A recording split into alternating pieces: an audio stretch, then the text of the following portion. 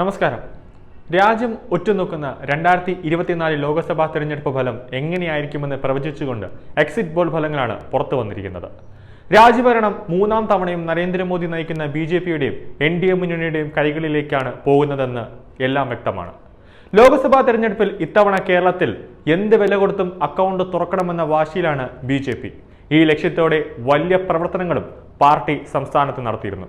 ഒരർത്ഥത്തിൽ കേരളത്തിൽ ഏത് തരത്തിലും വിജയം നേടണം എന്ന് തന്നെയാണ് BJP കേന്ദ്ര നേതൃത്വത്തിനും നരേന്ദ്രമോദിക്കും ഒരർത്ഥത്തിൽ വാശിയായിരുന്നു. അതുകൊണ്ട് തന്നെയാണ് പ്രധാനമന്ത്രി നരേന്ദ്രമോദി കേരളത്തിൽ തെരഞ്ഞെടുപ്പ് പ്രചാരണത്തിനും റോഡ് ഷോയ്ക്കും എത്തിയത്. അതുപോലെ ഓരോ ആഴ്ചയും അമിത്ഷാ ഉൾപ്പെടെയുള്ള മന്ത്രിമാരും ദേശീയ നേതാക്കളും കേരളത്തിലെത്തിയിരുന്നു. 2014 ഗുജറാത്തും ഹിന്ദി ഹൃദയഭൂമിയും ഒന്നടക്കം കാവി പുതയ്ക്കുമെന്ന പ്രവചനം വരുമ്പോൾ 3 വർഷങ്ങളെ അപേക്ഷിച്ച് ഇക്കുറി കേരളം ഉൾപ്പെടെ ദക്ഷിണേന്ത്യയിലും കാവിക്കൊടി പാറിപ്പറക്കുമെന്നതിൽ ശ്രദ്ധേയമാണ്. ഒരർത്ഥത്തിൽ ഹിന്ദി ഹൃദയഭൂമിയിൽ BJPക്ക് ഏതെങ്കിലും തരത്തിൽ നഷ്ടങ്ങൾ ചെറിയ തോതിൽ സംഭവിച്ചാൽ ഒരു തരത്തിലും ബാധിക്കാതെ കടന്നുപോകാൻ BJPക്ക് സാധിക്കുമെന്നതിലും സംശയമില്ല. സംസ്ഥാനത്ത് BJP അക്കൗണ്ട് തുറക്കുമെന്ന് മാത്രമല്ല 3 സീറ്റുകൾ വരെ നേടുമെന്ന് ഒട്ടുമിക്ക സർവേകളും ഒരേ സ്വരത്തിലാണ് വ്യക്തമാക്കുന്നത്. ദക്ഷിണേന്ത്യയും ഏറെക്കുറെ പൂർണ്ണമായും തങ്ങളുടെ പിടിയിൽ ഒതുക്കാൻ കഴിയുമെന്ന പ്രതീക്ഷയിലാണ് കേന്ദ്ര നേതൃത്വത്തിന് സമ്മാനിക്കുന്നത്. കേരളം ഏറെ കാലമായി സംഘപരിവാർ രാഷ്ട്രീയത്തെ അതായത് BJPയെ അകറ്റി നിർത്തുന്ന സമീപനമാണ് നമ്മൾ കണ്ടുകൊണ്ടിരിക്കുന്നത്. പക്ഷേ ലോക്സഭാ തെരഞ്ഞെടുപ്പുകളിൽ അതൊക്കെ മാറി മറിയുന്ന ഒരു ഗ്രാഫാണ് നമ്മളിപ്പോൾ കാണുന്നത്. കേരള മണ്ണിൽ ശക്തമായ രീതിയിൽ തന്നെ ഒരു എൻട്രി നടത്താൻ BJPക്ക് കഴിഞ്ഞു, അല്ലെങ്കിൽ കേരള മണ്ണിൽ BJPക്ക് ശക്തമായ രീതിയിൽ തന്നെ കാലുറപ്പിക്കാൻ സാധിച്ചു എന്ന് തന്നെ എടുത്തു പറയേണ്ടിയിരിക്കുന്നു.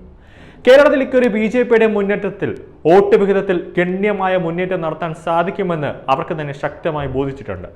ഈ വാർത്ത അക്ഷരാർത്ഥത്തിൽ ഇടതുപക്ഷത്തെയും UDFനെയും ഒരുപോലെ ഭീഷണിയാണ് നേരിടുന്നത്. കേരളത്തിൽ BJPയുടെ വളർച്ച എന്നത് 27% വോട്ടാണ് ഇക്കുറി BJP പിടിക്കുമെന്ന് ഒരേ സ്വരങ്ങളിൽ സർവേകൾ പറയുന്നത്.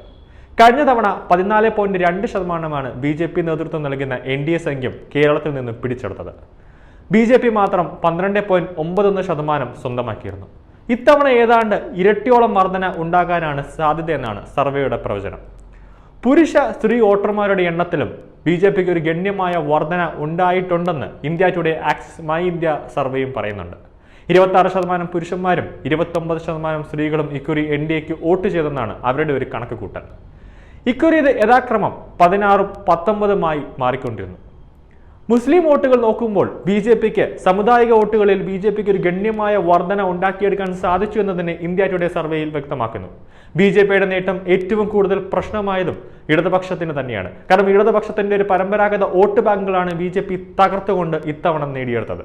പരമ്പരാഗത മുസ്ലിം ക്രിസ്ത്യൻ വോട്ടുകൾ ഏറെക്കുറെ പൂർണ്ണമായും ഇടതുപക്ഷത്തിന് നഷ്ടമാകുമെന്നാണ് കണക്കാക്കുന്നത്.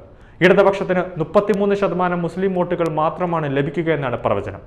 കഴിഞ്ഞ തവണയേക്കാൾ 1% കുറവാണിത്. പൗരത്വ നിയമ ഭേദഗതിക്കെതിരായ പ്രക്ഷോഭങ്ങളിൽ ഒന്നും മുസ്ലിം സമുദായത്തിന്റെ വിശ്വാസം പിടിച്ചുപറ്റാൻ ഇടതുപക്ഷത്തിന് സാധിച്ചില്ല എന്ന് വേണം കരുതാൻ. അവർ ഈ സമരത്തിലൊന്നും ഇടതുപക്ഷം പങ്കെടുത്തില്ല. UDFന്റെ കാര്യവും ഇതേ രീതിയാണ്. 59% മുസ്ലിം വോട്ടുകൾ UDFന് ലഭിക്കുമെന്നാണ് പ്രവചനം. കഴിഞ്ഞ തവണ അപേക്ഷിച്ച് 4% കുറവാണ് ഈ കണക്കുകൾ.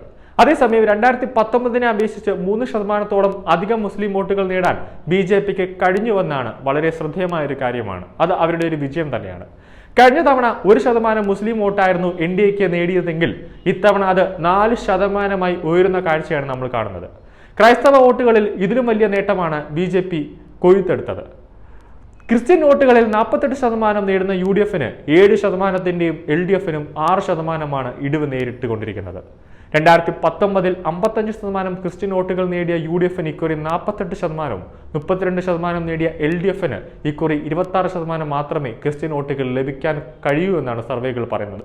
അതേസമയം ക്രൈസ്തവ വോട്ടുകളിൽ 11% വലിയ വർധന NDAക്ക് നേടിയെടുത്തിട്ടുണ്ട്. കാര്യം NDAയുടെ കേന്ദ്ര നേതാക്കൾ എല്ലാവരും ക്രിസ്ത്യൻ സഭകളിൽ കയറി അച്ഛന്മാരെ കാണുന്നതും ബിഷപ്പുമാരെ കണ്ട് താമരശ്ശേരി ബിഷപ്പായിരുന്നാലും ഉൾപ്പെടെയുള്ളവരെ കണ്ട് ഐക്യദാർഢ്യം പ്രഖ്യാപിക്കുന്ന ഉൾപ്പെടെയുള്ള കാര്യങ്ങളിൽ BJP വലിയ തോതിൽ ക്രിസ്ത്യൻ സഭകളിൽ ഒരു കണക്ഷൻ ഇപ്രാവശ്യം ഈ തെരഞ്ഞെടുപ്പുകളിൽ BJP നടത്തി എന്ന് തന്നെ ഈ വോട്ട് BJPക്ക് പോകാൻ വലിയ തോതിൽ അവരെ സഹായിച്ചു എന്ന് വേണം പറയാൻ.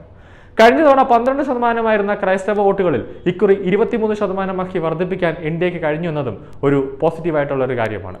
ഒരർത്ഥത്തിൽ ലോക്സഭാ തെരഞ്ഞെടുപ്പിൽ BJP വലിയ മുന്നേറ്റം കാഴ്ചവെക്കുമ്പോൾ അക്ഷരാർത്ഥത്തിൽ അത് ഇടതുപക്ഷത്തിനും വലതുപക്ഷത്തിനും വലിയ തോതിൽ ഒരു വെല്ലുവിളിയാകുമെന്നതിൽ സംശയമില്ല. ലോക്സഭാ തെരഞ്ഞെടുപ്പിൽ BJP 3 സീറ്റുകളിൽ താമര കേരളത്തിൽ വിജയിക്കാൻ സാധിച്ചെങ്കിൽ 2026 നിയമസഭാ തെരഞ്ഞെടുപ്പ് വരുമ്പോൾ BJP ഇതിലും കൂടുതൽ സീറ്റുകൾ നേടുമെന്നതിൽ ഒരു സംശയമില്ല. അങ്ങനെ വന്നു കഴിഞ്ഞാൽ സുരേഷ് ഗോപിയെ മുഖ്യമന്ത്രി സ്ഥാനാർത്ഥിയാക്കി നിയമിക്കാൻ കേന്ദ്രത്തിൽ നിന്നും ഒരു ഉത്തരവ് വരുമെന്നതും നമുക്ക് ഉറപ്പാണ്.